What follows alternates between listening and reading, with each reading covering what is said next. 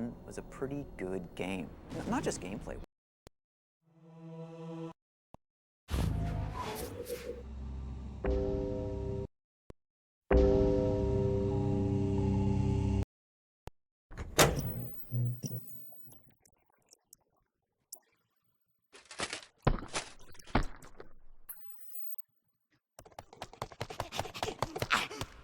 Welcome to the DVD surround sound test.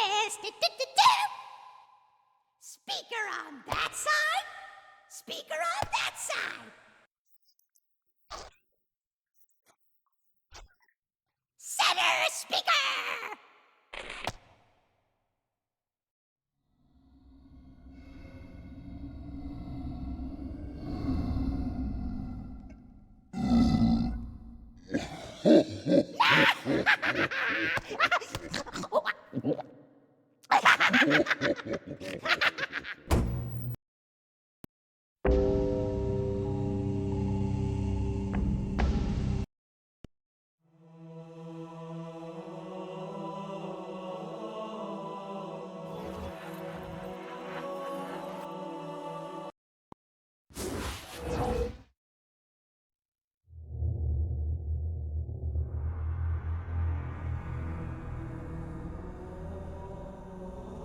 Halo 1 was a pretty good game. Not just gameplay-wise. I mean, it was fun. Halo 1 was fun. I think we spent years, frankly, at this point, saying, how do we ratchet the bar across the board up for Halo 2? In a lot of ways, Halo 2 is just an extension of all the excitement we felt at the end of Halo 1 and that we didn't get to express.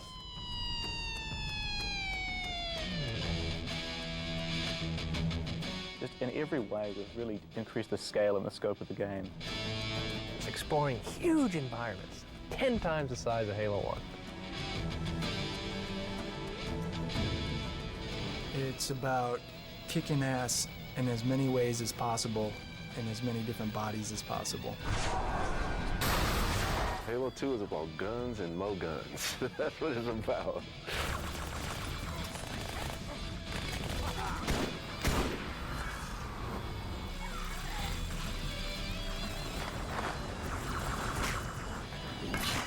There's a lot of the story that we didn't get to tell.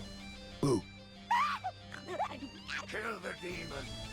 There are characters that we had conceived of and even in some case modeled.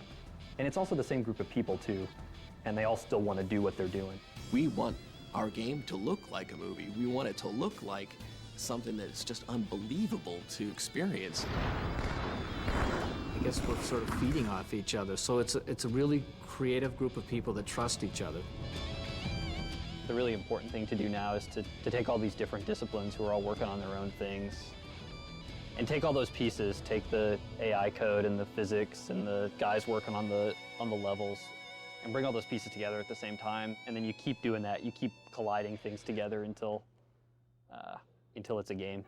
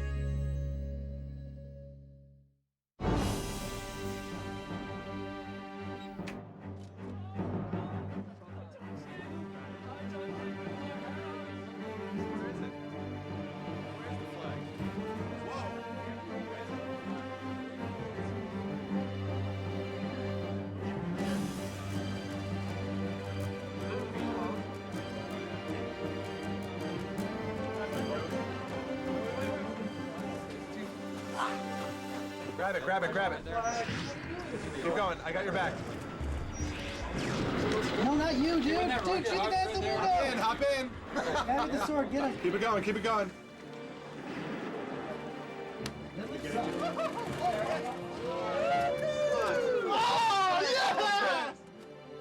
This process began with the end of Halo and realizing all the stuff that we had left out.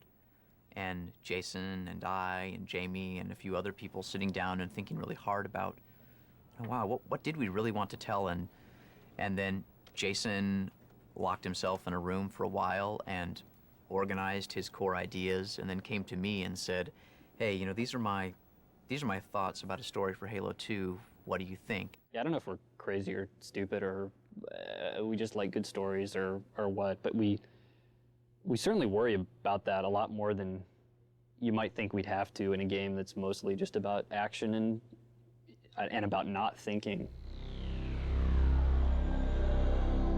In Halo 1, there was maybe 30 seconds of fun that happened over and over and over and over again. So if you can get 30 seconds of fun, you can pretty much stretch that out to be an entire game.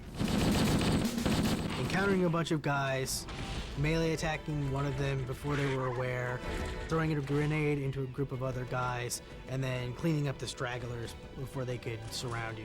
And so you can have all the great graphics and all the different characters and lots of different weapons with amazing effects, but if you don't nail that 30 seconds, you're not gonna have a great game.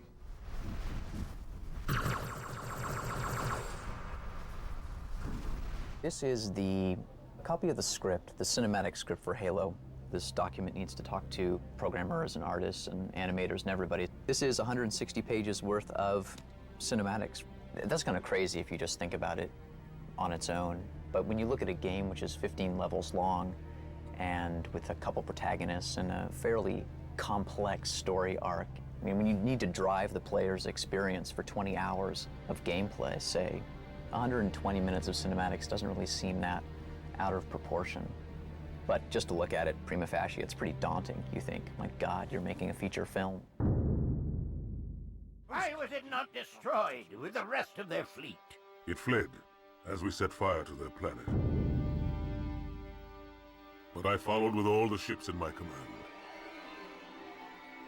When you first saw Halo, were you blinded by its majesty? It's not about making it complex, and it's not about playing movies for 2 hours between every 5 minutes of gameplay, but the more you can make somebody believe that they're in this cool place, that they're on Halo fighting the Covenant instead of whatever, sitting in their living room at 2 in the morning trying to, finish some stupid video game. I will continue my campaign against the humans. There's a lot of complexity here up in this geometry, but look down now. There's very little of that down here. Oh, right. And I think we should try to flip-flop some of that. We start with the story, first of all. We get a good background to the entire game, just a foundation for things, and then we start building levels off of that. This particular level that I'm looking at right now is called the Sentinel Headquarters. The Sentinel is this hovering character. They don't need floors. They can fly up through the ceilings, they can fly through portals that are 20 feet up.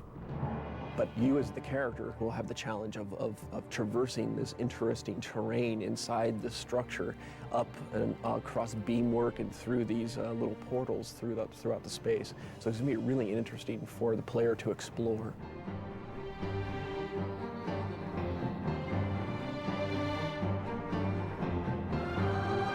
All right, we made it, huh? All right, Michael's going to talk about the engineering and stuff. It's amazing to me how good stuff looks and how much progress we have, but something I've been thinking a lot about is E3. E3 stands for the Electronic Entertainment Expo, and it's the biggest event in the video game world where all the developers and all the publishers and all the gaming press all get together for, it's almost a week-long carnival, practically. Trade shows are useful because they make you get your shit together. It's important for us to get excited about what we get done for E3 because we need to build that excitement up and go. God damn, we have a lot of work to do between now and E3. I think it's really important to be ambitious. I think it's important to have more balls in the air that you can catch at the end when it all comes down to it and you have to ship a game, but certainly you can go too far. Of all the people on the team, Tyson and I are probably the people who are the most frightening for Jason and the programmers. We are the most crazy scripting, crack smoking. This would be so cool, damn the frame rate. Let's pound the code and make these crazy things happen. Oh, no. Woo! E3 demo from start to finish. Woohoo! They entered the city a little over an hour ago. Yesterday, before the demo, we had all this stuff that we were just throwing in, and finally something began to catch, and we started moving, but all this stuff that didn't exist 2 hours earlier is all of a sudden in the demo and ready to show to people. That's when it's the most rewarding and most fun to be doing this sort of stuff, is when it clicks. So you will continue fighting. I don't think this part of the script is going to work, but at some point, you and your ODST buddies will jump down and you'll have 2 SMGs at this point, 1 in each hand, and you will begin to tear into the grunts with your 2 SMGs. A lot of things that you see at E3 are movies so that they can kind of fake the sound or, you know, pre-render it even so that their frame rate is solid. But what we're doing is we're playing it in front of people live. Sign will come crashing down onto the dropship. Boom! And the Master Chief will be chased by brutes, and this is all f***ed up and horrible, but... And then all of a sudden, another shadow of a dropship passes over you. And Cortana says, "Oh Lord, look out! Look out! Because it's raining brutes, baby!" Oh no! Brutes! Look out!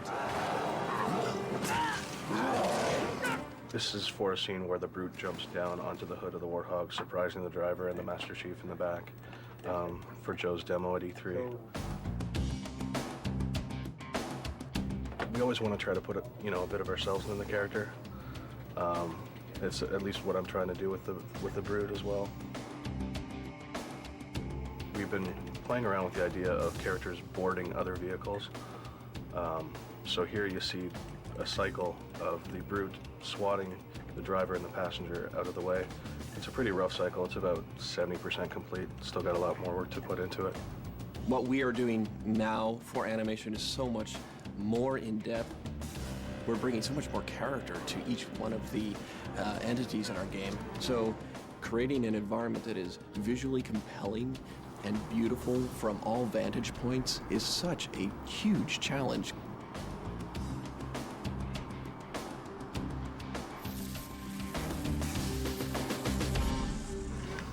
Look how cool that weapon is. Yeah, I don't care about that. I don't care about that. This group of people is great.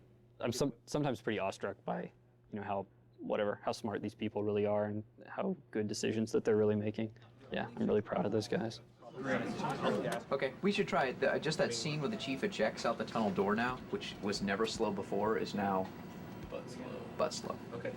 Everybody here, they work really, really hard, and it doesn't take that pressure to get them to jump it up to the next level.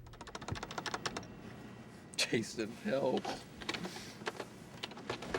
I think we should find a different way to do that, because the whole f***ing Pelican was generating these immense shadow volumes that were filling your screen with this giant bomb. We are the most cynical people. Like, we are the jaded crowd who, if a game doesn't entertain us in 5 minutes, we stop playing it. Oh no. What? This light is like world relative, isn't it? Yes. What I had hoped to achieve in about a half hour, now I'm looking at a good night's worth. So yeah, hopefully by tomorrow morning, we'll have something that works.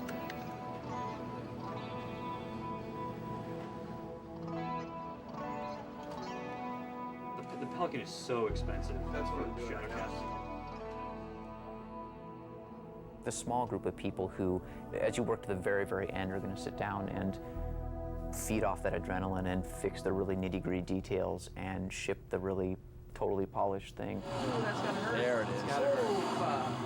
Oh, it's all so easy, but oh no, what's that? What is that? It's a new thing. We're just throwing everything we can at it. And, you know, Joe keeps pushing for more and more, and then the programmers will come through with some spectacular thing, and then the particle effects guy will, you know, create something that just looks beautiful, but then the frame rate goes down, and the frame rate goes down, and my music is no longer in sync. There it is. I don't know. Bet you can't stick it. Bet you can't stick it. Oh, You're on. what was that? That's something for the fans. I like that. That was That's the first I've seen for that. The little glowy. That's for the really plasma grenade. hardcore, like German press corps. Like up to that point, like, you do not believe it's good, and now they're like, wow.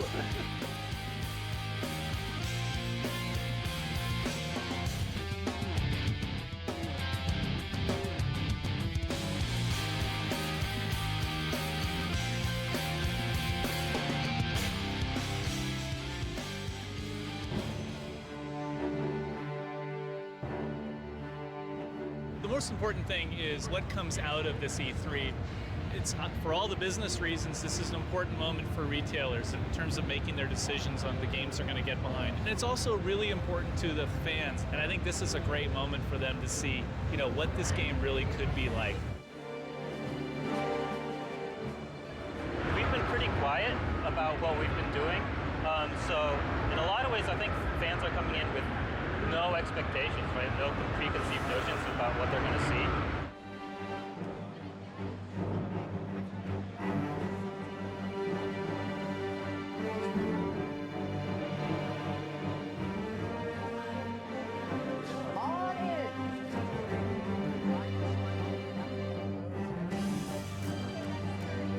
Okay, I gotta stop you. Sorry.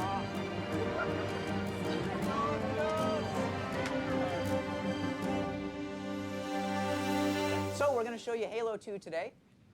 This is a... I'm actually going to be playing it as best I can. But before we start, I just need to go over some safety regulations in case of fire or electrical storm or earthquake or something like that. Just be sure that you guys are safe. Know it, son! These folks didn't wait in line to hear your lips flippity-flap. Knuckle up and get ready to dance, you pasty bastard! Yes, sir, Sergeant.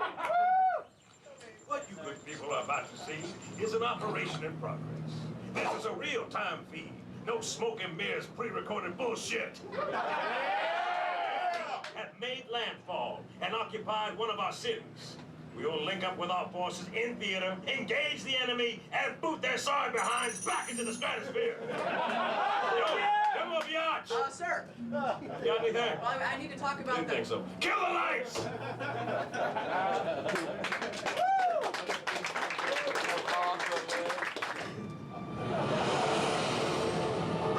Go, go, go!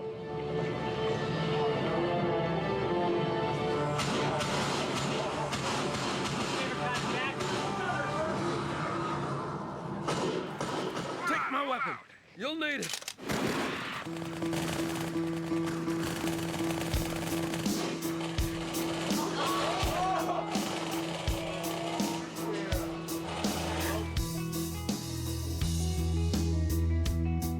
I'm sorry that I hurt you.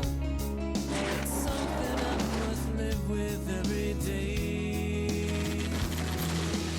All the pain I put you through.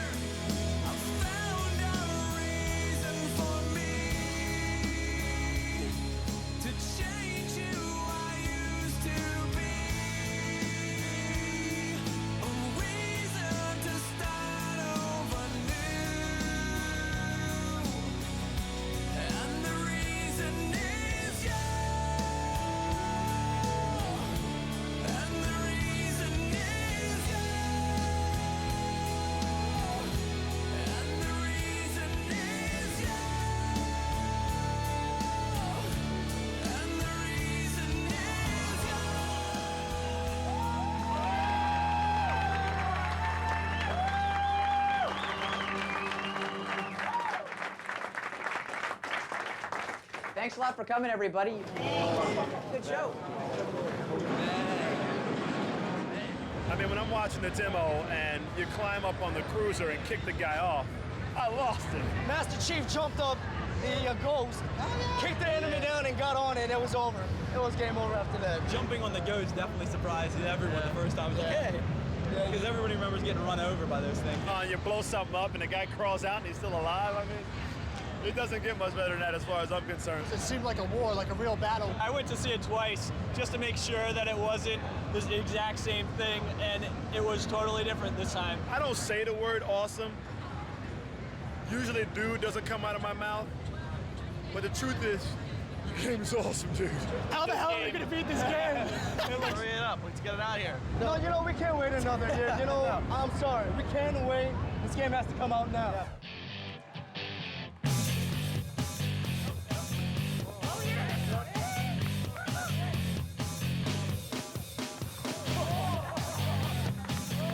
You know, listen. We spend day in, day out indoors under fluorescent bulbs, slaving away. This is the first sun we've seen in months. If you look, you can see just by our bulk and our musculature that we're not only top-notch game developers, we're also star athletes. Okay, everyone! Yay, we got our first event going for the day, for the pentathlon! Woo! The pentathlon is five different sports. We split up into 4 teams. Grizzled Ancients, which are the cool people.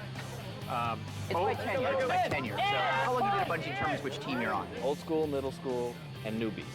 And Grizzled Ancients, of which I am not a Grizzled Ancient. 5 events.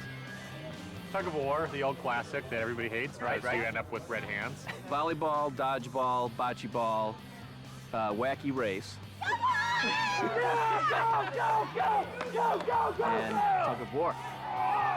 Let me tell you the secret to tug of war. The team with me as the anchor isn't going to win. The team with Michael as the anchor, well, they got a shot.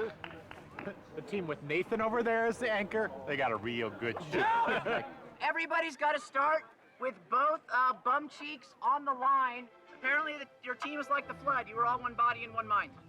This game is about throwing balls and hitting other people. All right, on 3. 1, 2, 3!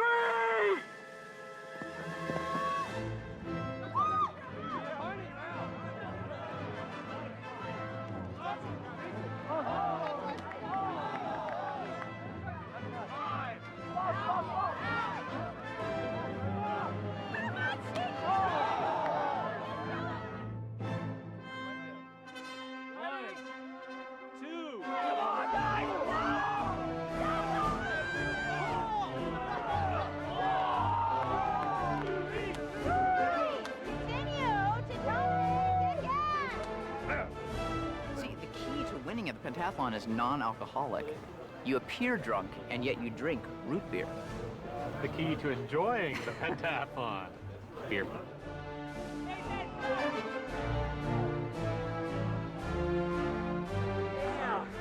I hate all of you! Yeah, the whole thing about you guys. I love you, man. I love you. Well done. Great honor. No hug. Pentathlon for 2003 is officially done. I'm enjoying the sunset, the last sort of rays of light, because the next 5 months or so, I don't think we're all going to see very much sun. As a matter of fact, I don't think we're going to see any sun at all for the next 5 or 6 months, so enjoy it while it lasts.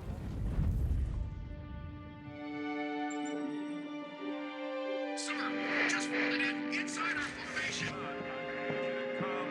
Additional contact. We had a vision in our mind about what Halo 2 would look like, and that vision is really easy to see in the Halo 2 announcement trailer. You know, stencil shadows on everything, real-time reflections in the Master Chief's visor, this very crisp, well-wrought image. And we thought, well, that's what we're going to show for E3. And when we got to the actual implementation of some of the choices we had made, we realized that it's impossible. And we went around and around on that and other questions for perhaps too long. I don't think anybody in this world has ever done anything worthwhile without being their own worst critic. I think that, I mean, especially when you talk about any creative enterprise, if you somehow believe that what you're doing is the greatest thing ever all the time, it's absolutely not going to be the greatest thing ever.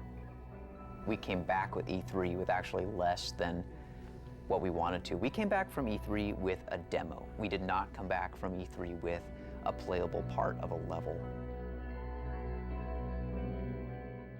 That was really bad, actually. That wasn't the goal. What E3 gave us was the sense that we still didn't have the target that we were aiming at. So after E3, instead of being able to jump into all of our levels and go right into it, we're still trying to figure out where we're going and what the quality bar is going to be. Because right now, the game is not fun.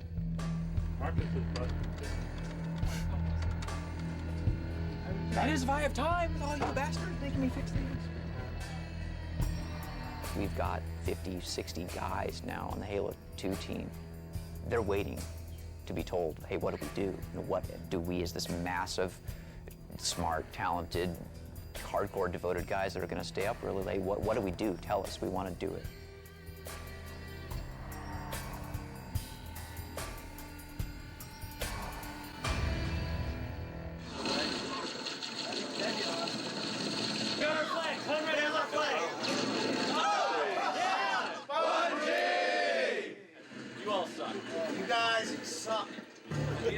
Every 2 hours, there'll be two 16-player games starting. 4 o'clock, 6 o'clock, 8 o'clock. I do these LAN fests like every 6 months or so. Some of the people that are showing up are regulars. There's always new people. It's just Halo ties it all together. All right, hi, I'm Blackstar. Yes, the one you know and love. Cyberfree. Cyberfree. Arizona. That's Shishka. I'm Shishka. Nice to meet you all. Mr. Smiley. Yeah, Mr. Smiley. Brian from Bungie. We got someone from Bungie here. That's right. There's 35, 40 people here, and they're all about Halo, and they all post on these online forums, and they're all like these internet beings that like we finally get to shake hands with. Oh, they're running across. They're across. They're everywhere. There's like 14 of them inside the base. Right now, we have this game going here, which is 16. Downstairs, I was just down there. They probably by now have at least a 16 game going on. They keep on bringing in more stuff, and it seems to be expanding. We set up 10 Xboxes, actually. That meant 10 TVs or screens of some sort. It turned out we had 4 LCD projectors. All of the wiring in the house runs into one room and into a pair of switches and then goes out again. All running off my house in the Connecticut suburbs in the winter.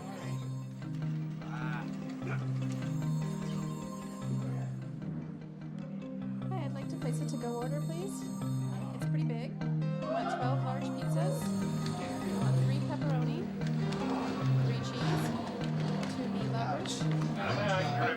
There were people willing to spend next month's rent to fly across the country to play in a game at my house. Got the flag. I'm out the front. Oh, that's straight playing offense. Oh my. What it comes down to is getting together with people and being able to yell at them, being able to, talk about, oh, it was so great when you killed me with that rocket. I didn't even know it was coming, Shishka's aim is horrible. Oh my God. Being able to reflect on the gameplay afterwards. Blue team got the most captures. I got the most kills. Please. So I get one of the prizes. Dolbeck's got most kills, and then Kingpin got 1 death because he just sat around like a pansy. And if he's watching this, he's a pansy. He knows. What do you mean it's not that his voice thing down here. It's like time watching Flash grow. They probably think we're a little strange. What do you mean Why a little? A little. It's a hobby like any other, and every hobby has its own level of obsession or a level of interest. We're a social group getting together. Gaming used to be the domain of the geeks, and it's not really anymore. I got the flag. You got it? Oh shit, maybe not. I got it. Are we too old? I have front door to me! Nah. To Halo 2? Halo 2. And Bungie. And Bungie. What do? I make guns.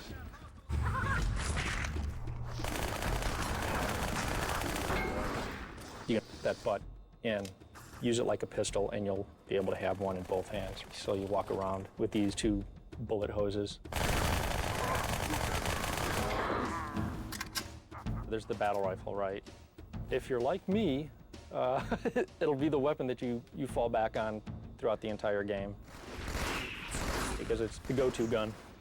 It'll hopefully actually behave more like a rifle than the assault rifle did from Halo, which was more of a submachine gun. It suffered from the same things that all video game weapons suffer from, and that is they do not behave like their real-world counterparts. South Carolina, it was a trip for reference to see basically how Marines moved, how they reacted in combat situations, formations. We show up on a farm and we're kind of like, how serious could these guys actually be? And then we turn the corner and see a table full of guns. Not only one table, but 2 picnic tables full of guns. Actual military issue service weapons. It ranged from pistols to machine guns, fully automatic, silenced. You're talking the deadliest type of guns. And these guys were pretty serious. It was kind of intimidating. Gun comes up, gun Bang, doesn't bang. work. And now I'm gonna take up a good shooting position and I'm gonna follow him all the way into the ground, try to take him down. If I were to just barrel point him like that. During the development of Halo, whatever, we made mistakes. We definitely got some criticism from actual people that were in the military. We had a smaller team, right? And we had a very short time to make the game. We did a lot of research, but there's only so much that books can teach you. You've got to get a lot of research hands-on.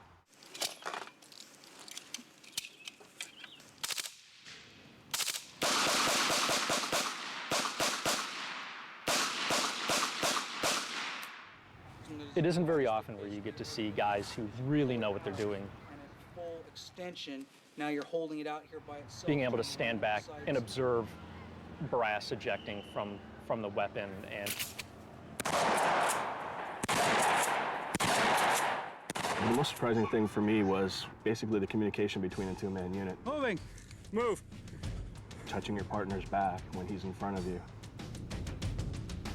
Marines going into combat formations, how they'd handle certain situations, how they'd handle multiple opponents, single opponents.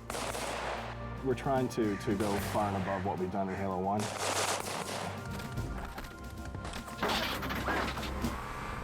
This is our audio playground, which has evolved greatly since the last time. We now have virtually every surface in the game in these large rooms that allow us to kind of mess around and do what we want. Let me show you to one of my favorite rooms, which is the dirt room. Awful lot of dirt in Halo. I could listen to this stuff all day. A voice is a point in space that is creating audio, and that audio gets mixed and then gets put out the speakers. If I turn on one more debug thing here, it'll actually show us just how many voices are in use for an event like this. So the screen is filled with the amount of sound calls we're getting. And what this is telling us right here is that we have about 17 or 18 voices in use when this chain gun is firing. And we can have 64 unique things happening in surround sound space at a time. We almost call it the Matrix of Doom because the amount of surface types that we have in the game versus the amount of objects that we have in the game colliding with each other and against the environment, we will be generating hundreds and indeed thousands of sound effects to try to cover up this matrix. There's nothing we can't put in the game, and all we're waiting for is the assets to go in there for us to tag to them. So we're in good shape, I think. Ask me again in 2 months, and when I'm bloodshot eyes and I haven't bathed in 3 days, and I'll probably tell you something different. So we had a game that was 9 levels. Took us, started at Earth and brought us out into the galaxy and then brought us back to Earth for this grand conclusion. Well, right about at that moment, Pandora's box was opened and decisions which were engraved in stone were rethought. We messed up. Like, we didn't have the design down, we didn't have the story down. Once we actually started to see how long the missions were taking to to produce and how long they were taking to design and script, and it just wasn't going to work. And then everything that wasn't essential, all these things that we just loved to see in the game, they get put on the bottom of this list, and we start hacking them off. Here comes the knife. Out of the script. What's important? That isn't. Goodbye, my lovely child. The Bungie process of making cool games has worked up until now, but is it possible that there's an amount of pressure or an ambition that's beyond what we can actually do?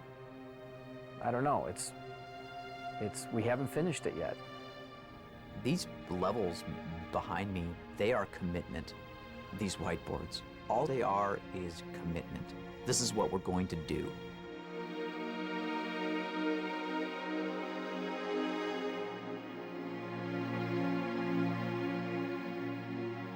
The time for constructive feedback is done, and it's time to work.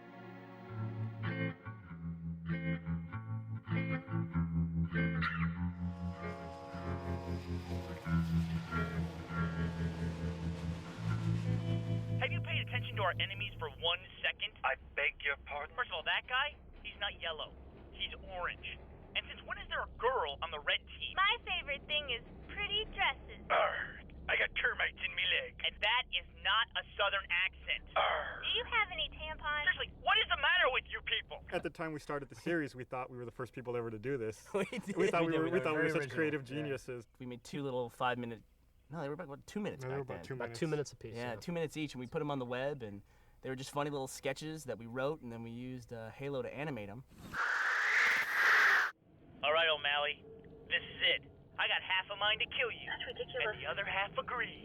I think the first week we had 2,000 hits, and then we had, I think, 3,000 hits in a day, as we realized it was kind of starting to take off, and then the next day we had 50,000 hits, and so we started doing a weekly series pretty quickly. This is the M12LRV. I like to call it the Warthog. A lot of the jokes are just things that you and your buddies would say to each other while you're playing Halo. Why Warthog, sir? Because M12LRV is too hard to say in conversation, son. Is Simmons in the can? I'm ready. Okay. Action. Would electrified be okay? Would electrified be okay? Would electrified be okay? Great. Well, as you can tell, we are in the old closet for this bedroom out here. We still have the wooden bars where you'd be hanging your clothes. When's it gonna be Simmons' turn? When? When I do the yelling, I hold on to the bars up here where we hang the clothes from. Otherwise, I get a little too excited. That's pretty good, but try to sound like you're reading it off a script. All right, I can do that. Get through it a little faster. Okay.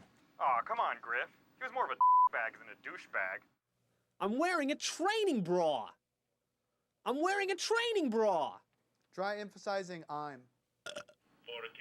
There's a really weird feature in Halo. I won't call it a bug, out of respect.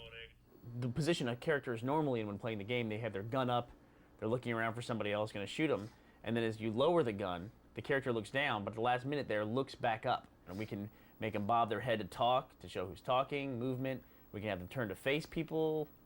Well, looks like Caboose has hurt himself. This is the bug that makes it possible. Without this, we couldn't do it. Caboose get his head stuck in the freezer again. It's a beautiful game. I mean, there's still, I don't think there's a better looking game for the Xbox since it's come out. No, I don't know. I'd like to keep doing it basically as long as Bungie and the fans will put up with us. We're here today. We're on the 8th of June today. We're roughly halfway towards finishing the project since this went up. So 4 weeks from now, we'll have coded everything in the game. Another 4 weeks from now, we'll have put all of the pieces of content in the game. 2 weeks after that, we'll have literally everything, all of the audio, all the cinematics, everything. Then there's 6 weeks after that where all we do is play it and we fix any bug where we absolutely could not ship it. And then we release it. I'm still scared shitless right now, to be honest with you. Problem is, the bug I have is... The difference between good enough and awesome is so big. And I mean, there's this standard set by everyone here that, I mean, good enough sucks. You can't do good enough. You fire the bullet, and the bullet comes about maybe 4 or 5 pixels below where the crosshair says it's going to. It's a hard kind of thing to live up to, but it's I mean, the game's going to be better for it. We're actually pretty good at slamming stuff in right at the end. As a matter of fact, I think we do some of our best work that way. We're seeing big chunks of the game being fun and playable, and so I think that's a huge corner that we've turned. Right now I'm working on polishing the blood splatter decals.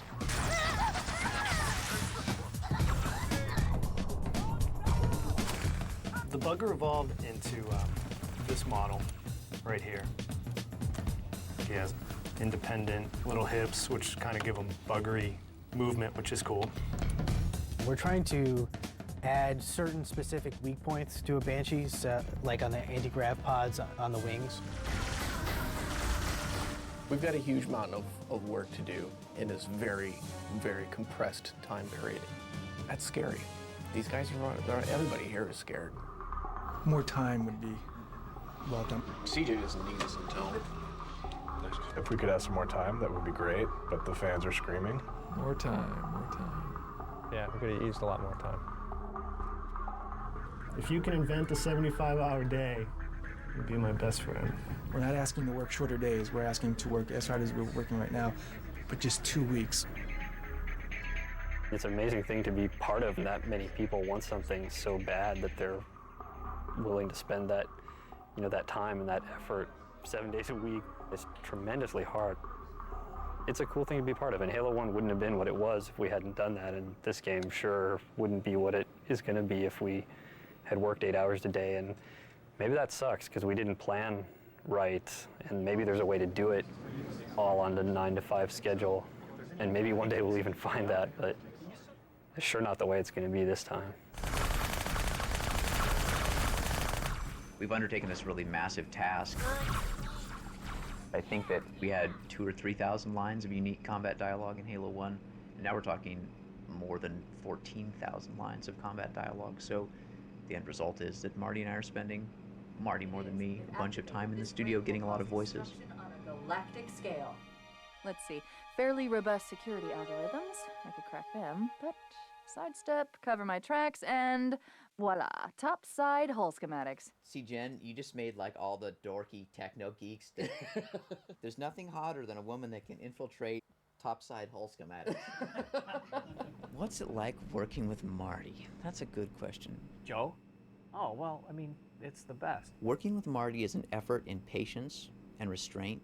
He's hilarious, he's funny, he's sharp. He gets to bitch like nobody's business about how much work he has and how little time there is. We work together really well. The two of us together are the most unlikely couple for a variety of reasons. I hate him, actually. Chief, whatever you're gonna do, make it quick. I think Cortana might just be genuinely... Basically, well, all you want to do is say, louder, faster, now you're sad.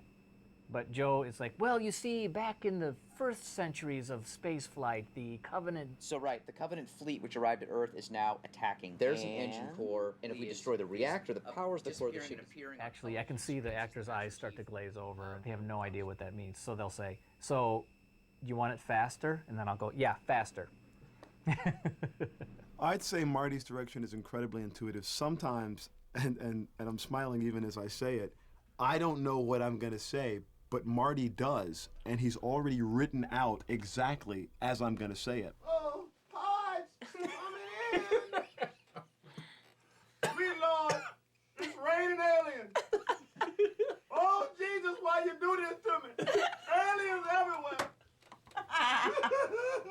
Number one, you want to have someone who gets it, especially if they've played the game, or if they're really good actors and they've improvised a lot. That's the kind of performance we're looking for. I just don't want the actor to blow through the page and give me exactly what I want. I want the actor to go through the page, give me what I want, be inspired, and then launch off into some crazy realm. Hello, I am 343 Guilty Spark. I am the monitor of Installation 04. This will save me from the storm, but you will be consumed. The universe is full of cold, hard facts, and this is one of them. Chief, we've got a problem. The boarding craft from the Malta and the Athens are converging on us. The moment of salvation is at hand. Forward, warriors, and fear not pain or death. I shall light this holy ring, release its cleansing flame, and burn a path into the divine beyond. This place is falling apart. Kill me or release me, parasite. But do not waste my time with talk. I need a weapon. This is not your grave. But you are welcome in it. Kill the other. I have come to kill you.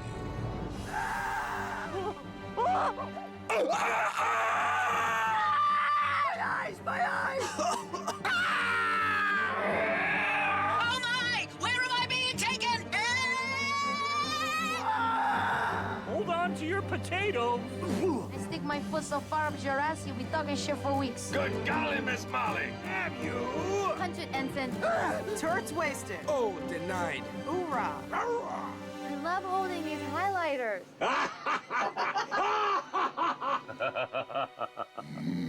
The hopes of all the Covenant rest on your shoulders, Chieftain.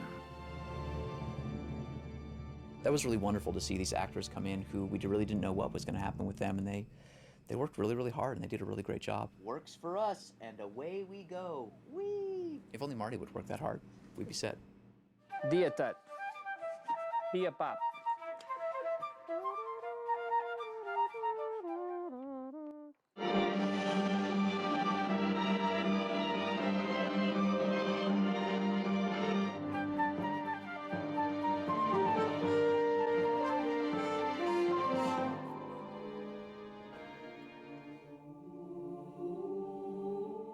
There's always a point, like when I'm all by myself composing, and this just happened like within the last 24 hours, where I'm thinking, is this anything? Is this idea going to be interesting to anybody? You have these whole series of self-doubts. And then there comes a point where I get over the hump. Like I add some instrument or I play some melody, and it's like, oh, okay. That's what this was meant to be.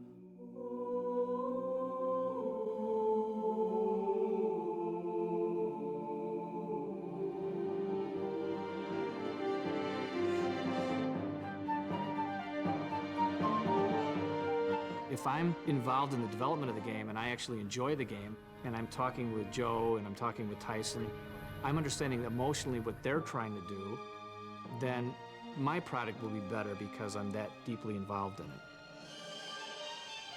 Marty's pretty amazing. Marty makes pretty much everything we do twice as good, and that makes me really angry because he's just about the only individual who has that level of contribution to the team. But I would never say that to him.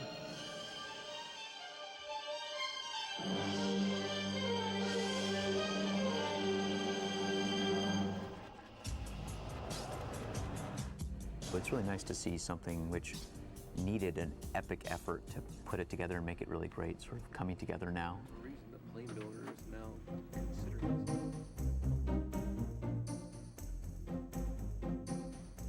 We're at a stage in the game development where a lot of things that were broken or unfinished are really coming together.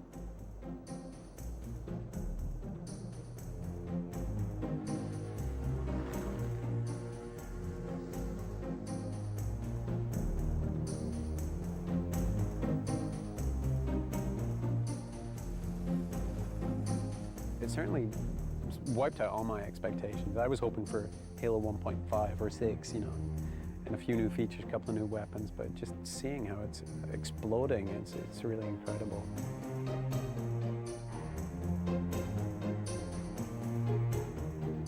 It's really great to have this deadline that we can't move at all because it forces us to kind of finish it. When the producers come over and pry our hands from the keyboard and say, okay, you can't touch it anymore, we've got to start manufacturing these discs, I think that's the point where we're going to have to stop, and that's going to be the end of it. People are like, God damn, like it's so cool to fight the hunter, except then this grunt guy came over, and wouldn't it be cool like if you could jump up on the hunter's back and do this or that, or you know, whatever, and you're like, let's go do it. It feels to me like the excitement is coming back. Getting the missions together is pretty huge. It's something that people haven't seen for 3 years.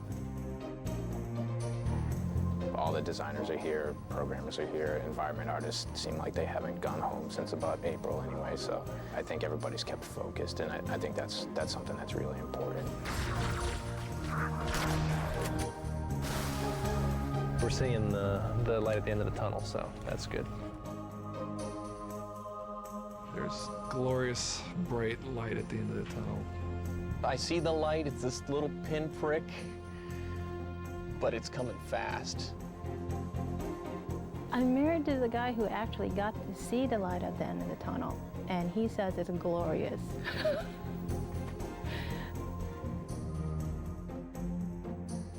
Every day I see something brand new that it blows me away. I'm like, gosh, how did you guys do that? It's really neat stuff. It excites me, makes me do better work, makes all these other guys do better work. They're really excited about it. Jason has this phrase that he uses for how things come together at the end, and he says that it's like assembling a cathedral out of a hurricane. We scale each of these three factors by a different value. The best part of working Halo 1 was at the end, when the game's done, you come in and play the game, and that's your work. You come in and you actually beta test the game. And I'll just tell him that I can't wait to do that. I can't wait to see all the work that we've done, put it in the game, and play it at the end of the game. It's gonna be awesome. I would describe it as barely pulling out of the dive in time to make a perfect three-point landing, and I think if the plane holds together, we're gonna land it okay. I'm often amazed by the shit that we can pull off. This group of people is great. Well, I think It's about believing you're the best and that there's nothing that you can't overcome. It's about showing everybody else that you rule the world. And it's also about having fun. I mean, as hard as it gets, it's still the best job in the world. Come on! All right. Stick together. I know. Oh, it went up top. Registered murder, Max. Kind of a little bit. I like to think of it as jumping out of an airplane with some silkworms and a needle and having to make your parachute on the way down.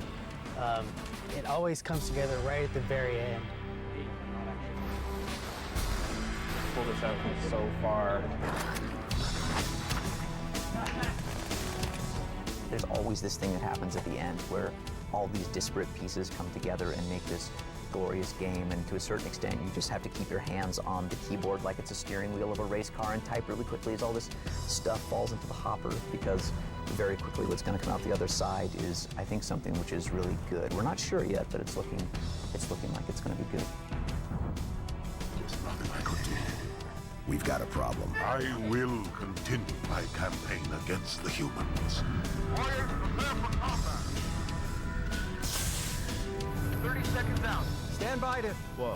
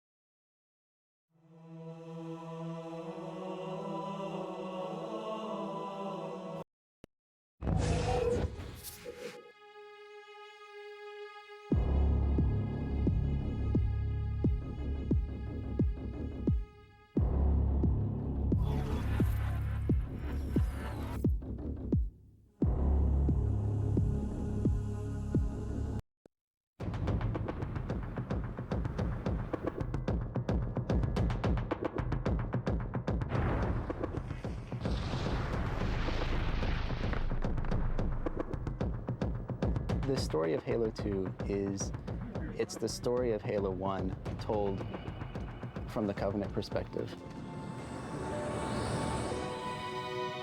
Halo's story is one about salvation. It's a story of warriors with not a lot of options who have their backs up against the wall. How much further must we heft this baggage? In Halo 1, we focused on the humans' perspective, their fate at the hands of the Covenant, but we never really got too much into the Covenant side of the story itself. Arbiter is a real challenge to the story because he's not the chief, he's not human. Release the prisoner. As the player at the start of the game, you don't realize that you're actually going to play this elite general who's been disgraced, but you get this quick glimpse at, that's the flip side of what happened to the Covenant at the end of the first game. Halo's destruction was your error, and you rightly bear the blame. But ultimately, the terms of your execution are up to me. I am already dead. A couple levels into the game, you realize, oh my God, I get to play this guy. People identify with humans. People care about humans more. So we really have to put the Arbiter in a position in the story where he matters and where the player cares about him. You want to look at this guy and you want to see that, wow, he's just as cool as the Master Chief. What would you have your Arbiter do? This time around, it's essentially we're telling two stories that simultaneously. We're going back and forth from level to level. Way over 90% of the time, there's going to be the player who's not paying any attention to the story. He's writing his own story. It's basically just an action movie. That's really a challenge in a game. Like when you stop the game and give the player your dose of the story, and you've succeeded when he's not thinking of those two things as different anymore.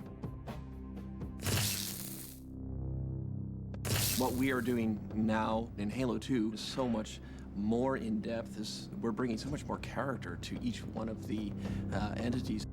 For the sacred icon has been found. With it, our path is clear, our entry into the divine beyond guaranteed. This new character here is the Prophet. They wanted some guy who is omnipotent looking and, really powerful, looks like, but really old and fragile. Prophets are the ultimate bad guys.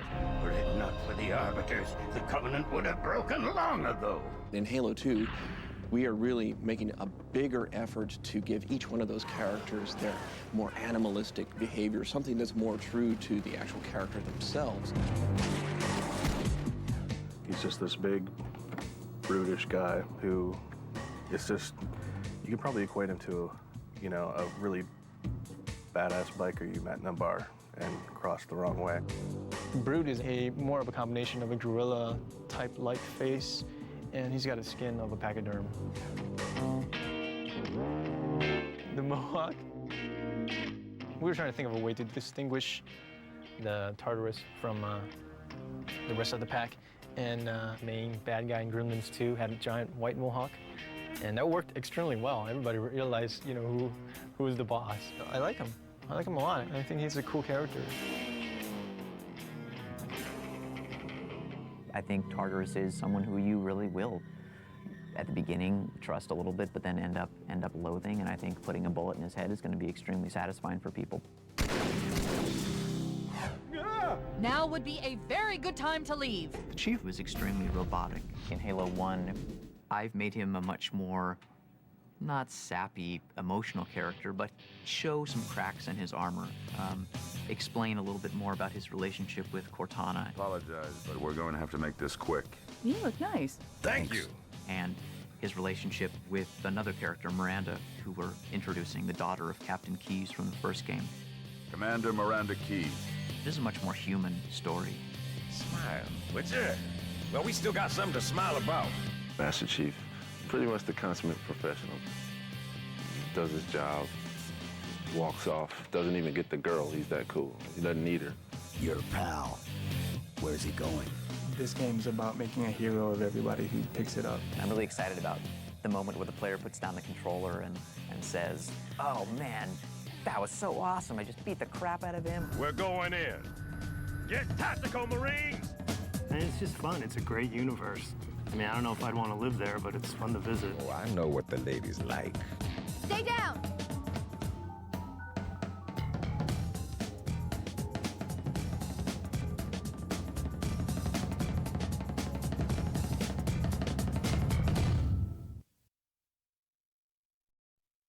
The loss of one of the sacred rings racked our hearts with grief. Putting aside our sorrow, we renewed our faith in the prophecy that other rings would be found, and see how our faith has been rewarded. Halo! In Halo 2, we've got a much bigger story to tell, and this story takes place in a lot of different places. We're going to send the player on this galactic romp from the ruins of Halo to the Prophet's homeworld, High Charity, to these amazing Forerunner facilities in the atmospheres of planets. The player is going to transition from mission to mission, from one unexpected place to the next. There is no doubt the storm will strike the facility. We start out with a sheet of paper and just try to generate ideas. What are the cool things that could happen on this mission? We'll bang our heads against the whiteboard and we'll call each other assholes, and that's crazy, and we can't do that, before we've cobbled together some unified plan which is going to work for the entire level. There's all this sort of high-level stuff. When you get into building it, you gotta have good encounters. You gotta have good arcing fiction on a 3 to 5 encounter basis.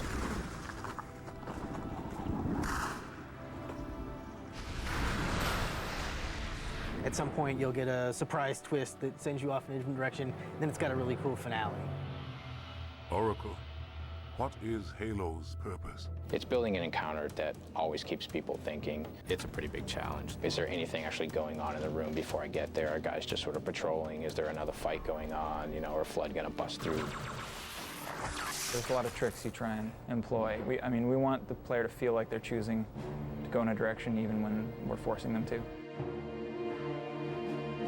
We guide the player with texture, with lighting, with AI, with sound. We obviously want to make it so that there are multiple paths through this space.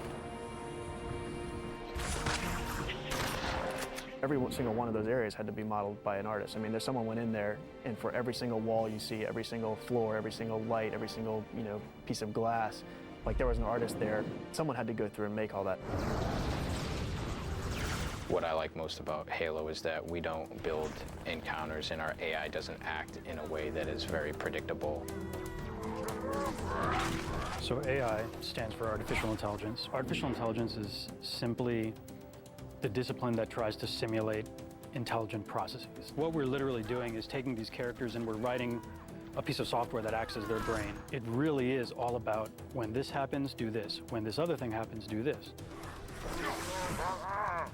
That's a lot where like the designers and artists step in, is deciding, well, we have all this cool technology, how are we going to use it, and how are you going to create this experience that the player can understand, that when he sees a certain type of thing, that if he shoots it, it's going to blow up and he's going to be able to destroy it and pass through it. Most of the Halo world is not destructible. You have to walk a fine line in deciding what things are going to be destructible and what's going to match the player's expectations for what's destroyable. When someone says, hey, the whole world is destructible, that's great. We've done our job. We've made them believe that. So that kind of thing really excites me, is being able to create a real environment and not take shortcuts and not fake things, and actually just get in there and really try to make it a real place and a real exciting place for people to go.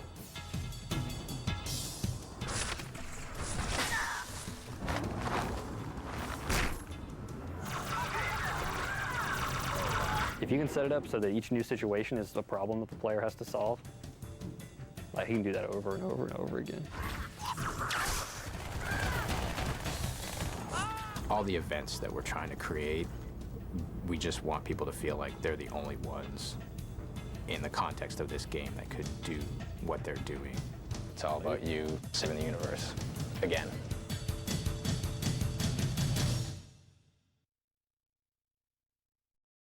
I think the days are gone where the guys say, honey, I'm going over to Jeff's house to go play cards. Now it's, honey, I'm headed over to Jeff's house to go play Halo.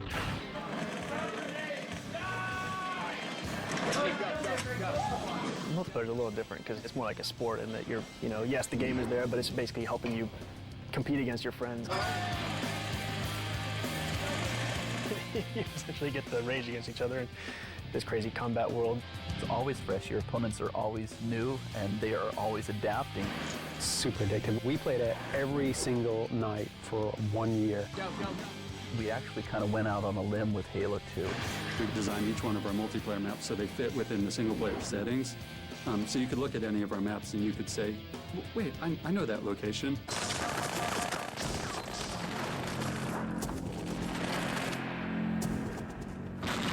Probably the most popular team game types is Capture the Flag. On almost every Halo 1 map, we had 2 bases that were pretty identical. And at the beginning of Halo 2, we were trying to think of different ways where we can make our maps more asymmetrical. It's fun to play as the attacker, and then it's fun to play as the defender. You can never completely defend the base. Maybe there's 2 guys defending, but there's 3 ways in. You're always having to make these choices. So the attackers start on the beach, and we give the attacker a warthog and 2 ghosts. And then we don't give the defender anything except the rocket launcher. And the beach is separated from the main complex by this seawall, so it gives the attackers a home, and then the defenders also have their base, which is their home. And then the vehicles have to come in through this one gate. The rocket launcher guy usually likes to get into position to attack that gate. The HUD is the heads-up display. Let's say I'm in a firefight and I'm firing my weapon, and if I'm taking damage, the indicator turns red, so I can instantly see if my teammates are in trouble. And if one of them was to die, my friend there is dead. He shows up with a big red X over his head.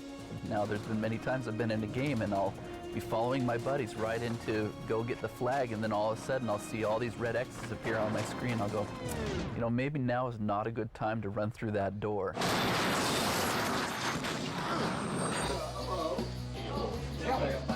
Everybody likes to go to their buddy's house and, you know, order pizza and get something to drink and wipe the Cheetos off your hands and jabbing each other and calling them names. What we wanted to do was take that whole situation and bring it to Xbox Live. And so we tried to create what we called a virtual couch. We tried something completely new, which is this party system, where you and your friends kind of combine together online, and you can jump from game to game to game to game, and you and your friends will always be together. You suck, man. Watch your back, watch your back, watch your back. It was really amazing to get online for the first time when there were a bunch of people online and just press the button that said, I want to play, go find me some other people that want to play and choose a game type that's pretty cool and just stick me in it as fast as you can. And to have that process happen in like 5 seconds was really incredible. Guy in our base, go up, Rocket Man. Raphael, man, find someone. Proximity voice. You can get close to somebody in a game and talk to them, and only that person can hear you. Nice grenade toss, though. Proximity voice is going to make us gods. There's nothing like running up to somebody and killing them with the energy sword, and then 2 minutes later they kill you, and then they're standing over your body saying, "Eat it! How did you like that? See, this is my sword." You're just an anonymous nobody unless we build ways for you to create an identity for yourself there. We allow them to customize their color, their player emblem, so that when they go online, I'm the little red smiley face, and so people see my red smiley face and they go, hey, I remember that guy.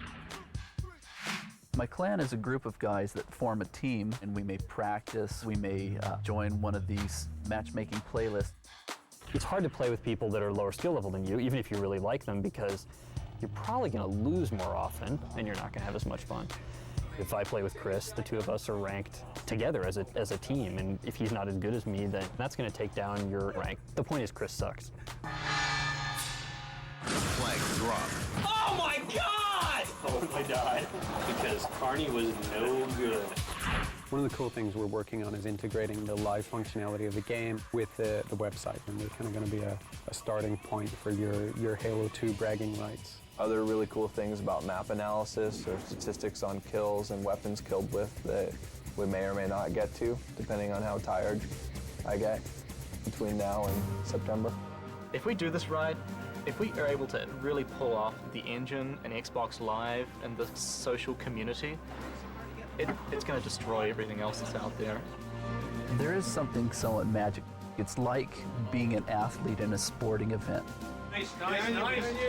The rush that you get when you're about to win and your heart starts going boom, boom, boom, boom. Sniper! And you know you're gonna just almost get it to score. Did you assist it? And then somebody snipes you from the corner. And you jump up and scream and throw your controller down. And you hate it, but you love it, and you gotta play again.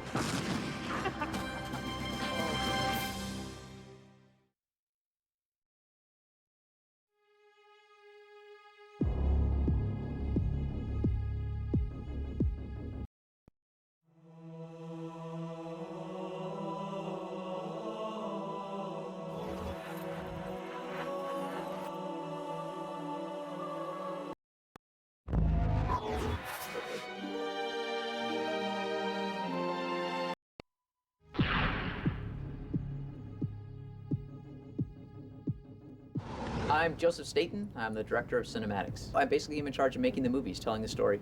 I'm CJ Cowan. I am a cinematic designer. John Buckus, animator.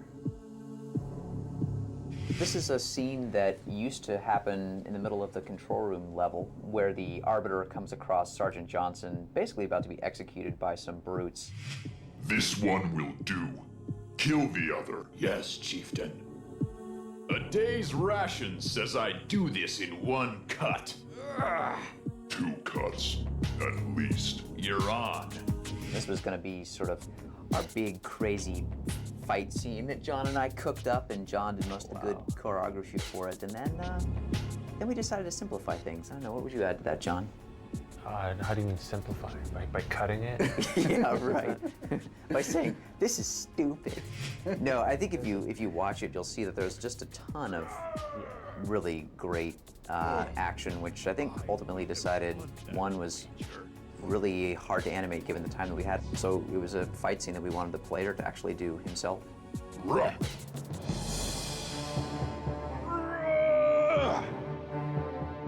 I always wanted to have some big rumble between the Arbiter and a bunch of the brutes. You don't really ever see these guys go at it unarmed, and this would be the one great situation where you see, look at that, whoop, ah, look at that choreography, oh, in the face. There's still a small part of this cinematic that is in the game. We still have basically the end of this cinematic where the Arbiter and Johnson are talking about what they're going to do, how they're going to actually make it to the control room to take out Tartarus. We wanted to get Johnson safely into the Scarab before the player could get control of things, and that's what actually happens in the real game. Tell me, human, can you drive a Scarab? This would lead into some gameplay. And the cool gameplay, of course, is the Arbiter riding on the Scarab tank while Johnson was driving it. They're gonna know we're coming.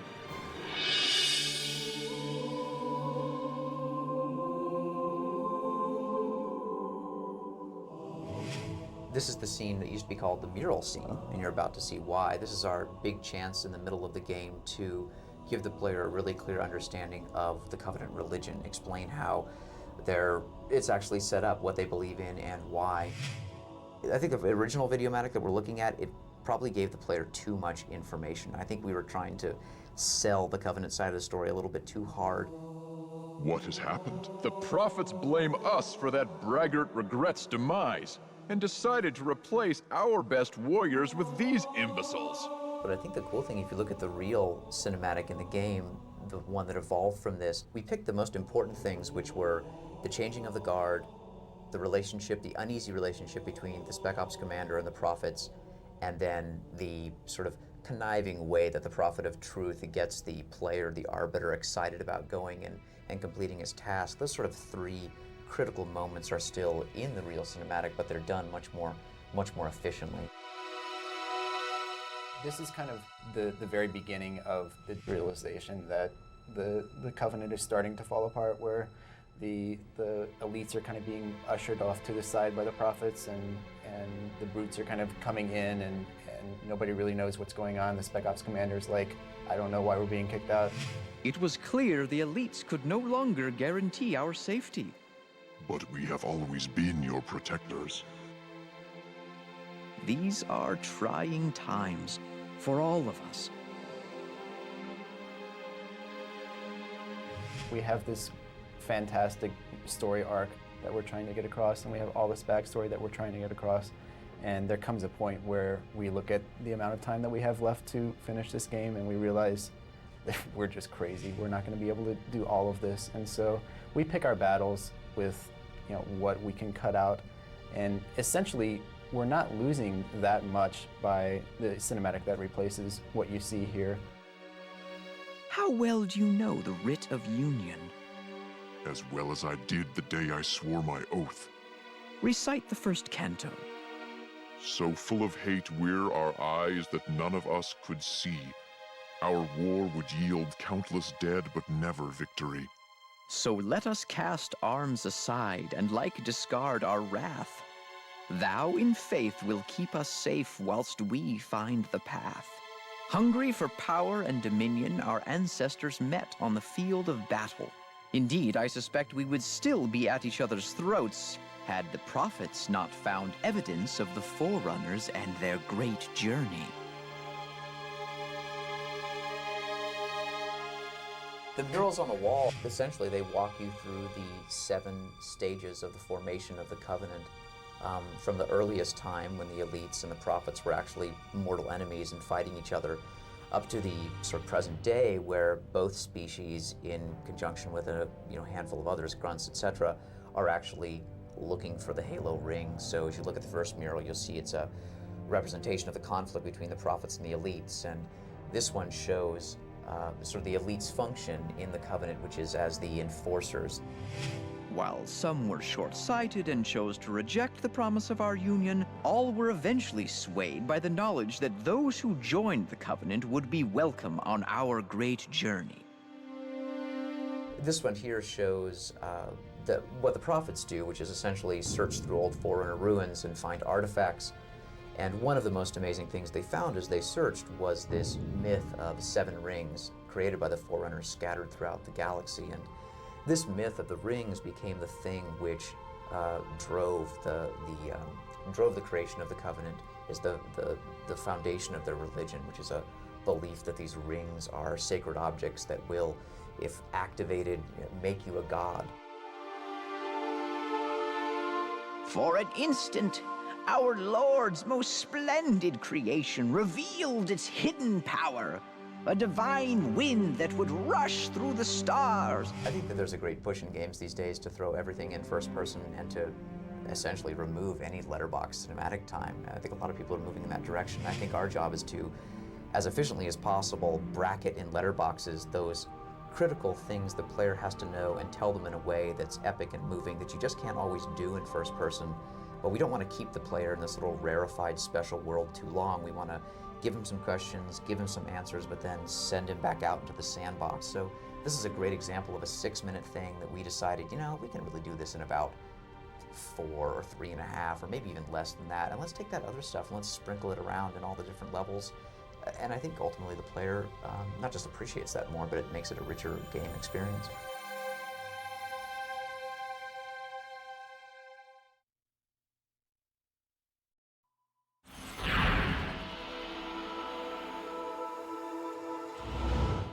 I'm Robert McLeese. Mainly, I make guns. My name is Marcus Leto. I am the art director for Halo 2.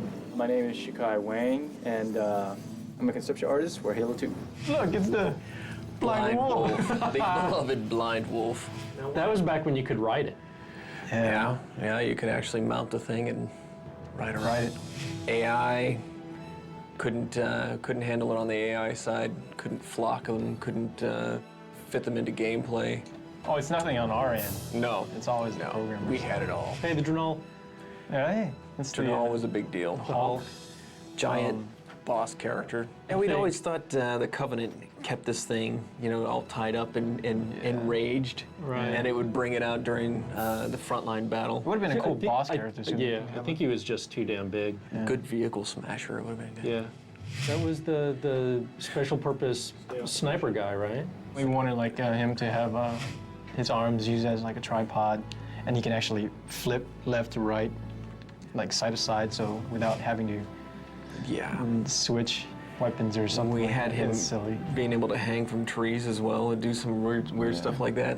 He got pretty far too. We actually textured him and got into the game and stuff. Just It took that long to figure out that. yeah. He's a piece of crap. This is the engineer. We got this into the game. It's actually fully a Halo modeled, 1, textured. It was a technological savvy character that would rip apart technology and Media savant. consume it for the Covenant. This is probably the weirdest character What I've the seen in our hell? sketchbook. Marcus said we needed a character that was more menacing because every one of our characters looked too. We needed something kitty-like. more monster-y. Yeah. Monster-like. We were just trying to go have a physique that's like biped, but doesn't behave like a biped. So you have all these parts that are missing and all these limbs that are extra limbs. Oh, this guy's cool. I like this guy. He was supposed to carry his weapon under his belly. Beginnings of the Hunter, I think. There you go, Rob. Hey, it's the what Gator, Doberman. Doberman Gator or the the yeah, and then the keel bug. Keel bug, which was my idea for cleaning up bodies on the battlefield. It would a few of them would fly in and cut the body into sections and fly off. I like the wing where it actually distorts. It made no sense. That's cool. I think it was a strike fighter, right? It was like a defensive fighter for the Earth space. Well, it just didn't fit into our gameplay either. We didn't have we it didn't would've have a been like purpose for this kind of thing. Unless cinematics. Yeah, it'd be a cinematic only thing. We needed more of a Black Hawk type vehicle, which also got dropped. Dude, I so wanted this vehicle to get into the game. The doozy. Precursor to the doozy. Yeah. This didn't make any sense. Didn't that thing eventually wind up getting a gun on the back of it, or? No, we were two people got one got in the you're front, one right. in the back, and then One guy facing backwards. Yeah. The nausea seat. Hovercraft were kind of a strange thing back then, especially ones that we needed to remain stationary at a certain altitude. That we had a very difficult time with some of those. It would have taken a long time for us to tune the engine physics to make it work right. Oh man, this is the mongoose. The ATV. Yeah, I got cut. We had weapons on the front of it initially. We tried no weapons. The designers couldn't figure out how to integrate it into gameplay. It didn't work in conjunction with vehicles like the Warthog or the Ghost. This broke the model too much. Can't tune it well enough, so we had to cut it out. This is disappointing, is what Yeah. We've tried so hard to get this thing into the game. We had effects, model, we even reiterated it. Yeah. Rob did for Halo 2. We built it. The most difficult model to build that I did in Halo was the most difficult rebuild for Halo 2. Yep. Looked beautiful too. Sure, it sucks. Yeah, it's all this good stuff we want to get into the game, but you know, that's part of making games.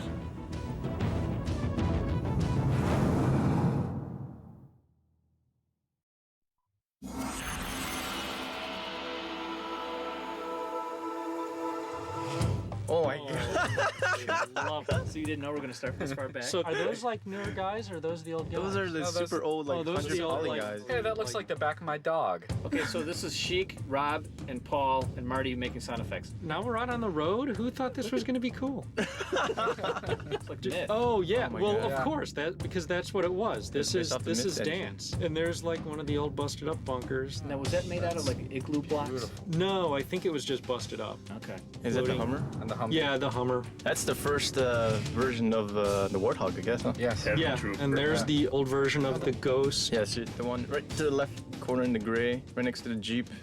What year is this now? This is 1948. 98, I think. Yeah. Seriously, this is what, 1990? This is 98. Hey, we Cool. had detail objects back then? What Wow. detail objects are you talking There, look about? on the ground, see? Ah, the beginning. The old broken Halo. The old railroad track. There's a railroad That's a track. little prelude to what happens in the future. See, that's Oh, the there's old. the Warthog. Oh man, is look like at the looking old more like stealth the tank that Warthog. never got in the game. Yeah. Well, look, I mean, the guy still has the assault rifle across his shoulders. Yeah, that still looks cool, man. I don't know why everybody says that still looks cool.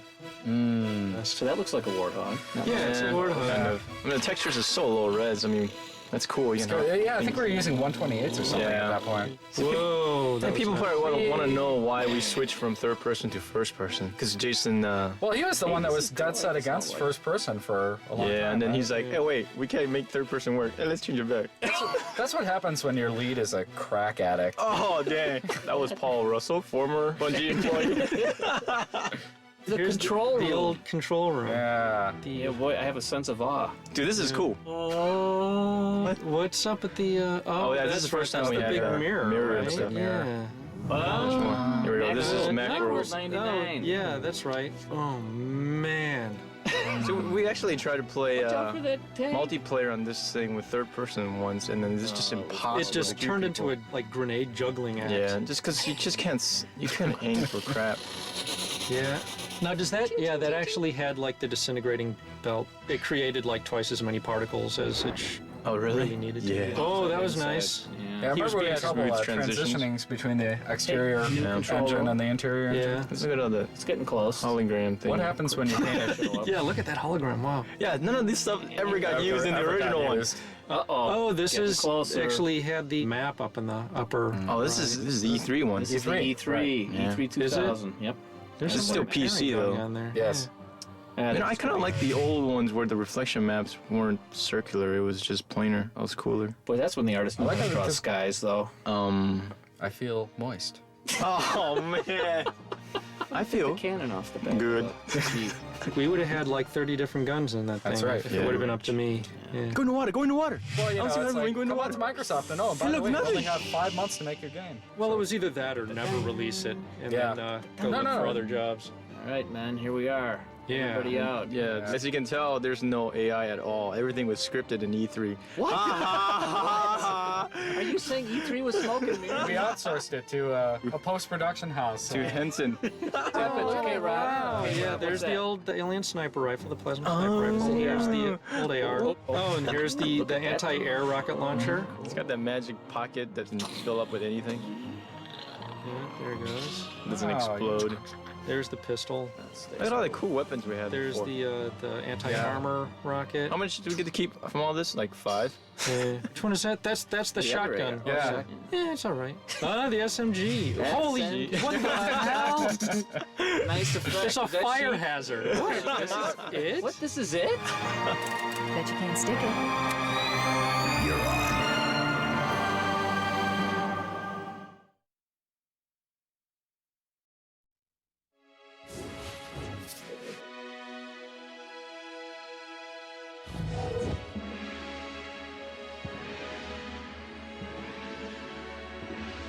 Here is the space station. I think the main gist of what we were trying to achieve with this at the very, very beginning was the idea of this giant perimeter gun that orbits the Earth and is used for satellite defense. One thing I really liked about the space station was how you could actually really have a sense of where you were in the station with all the windows looking out onto the gun, like all these atrium spaces where you've got a lot of sight lines to other parts of the station that you later get to. Unlike the Pillar of Autumn, you really didn't have a sense of how big the structure was. That leads us onto Old Mombasa.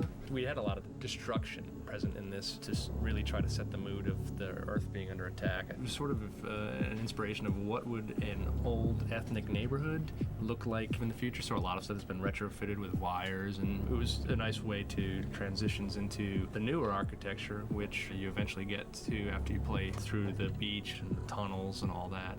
And you eventually end up over what we call New Mombasa. A lot of the look and feel of the city was based on either concepts that were painted or from actual photographs of the current city of Mombasa that exists in Kenya. And so that's why it seems familiar. At the same time, we've tried to add as simply as possible signs of 500 years of human advance. It sort of still harkens to the arcology concept that Chris Lee was working on a long time ago for the E3. You'll see a lot of architecture here, like this large bridge. There's some highway sections, and then the new city. And the reason why the arcology was replaced is because it was such a massive structure that you really felt like you were just in a gray metal canyon and not in a living city, nearly as much as the new level. So hopefully it was a change for the better. Gas giant. Dave's baby. His big, worked on this big for baby. too long, too many years. It was satisfying to play through it. I played through it today, and I think successfully. The production half of it feels like, okay, this is where they're moving these odd canisters full of gas that they're farming. I think there's a good transition from that to the research area where this predates the Halos. Their idea for this is where they first sort of came into contact with the Flood and had this horrible potential war in front of them, or infestation.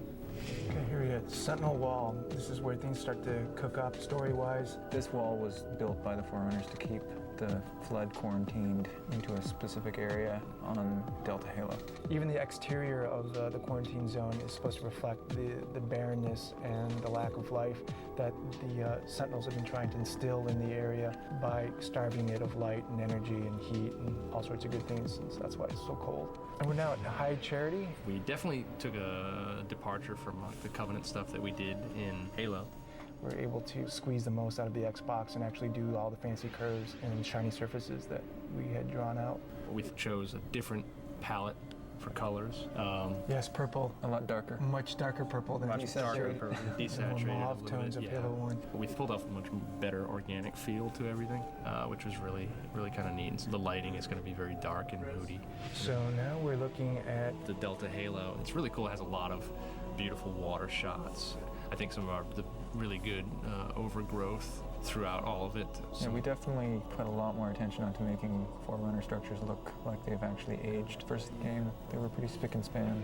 It's somewhat reminiscent of the first control room in terms of its sort of the ziggurat structure that Chris Barrett did in Halo 1. Wanted to relate to that in the spherical room shape, or the control room shape, but unearthed it a lot more. I think this is really where we hit our stride, because the sheer scope and scale of all these levels. Yeah, they're huge. They're huge.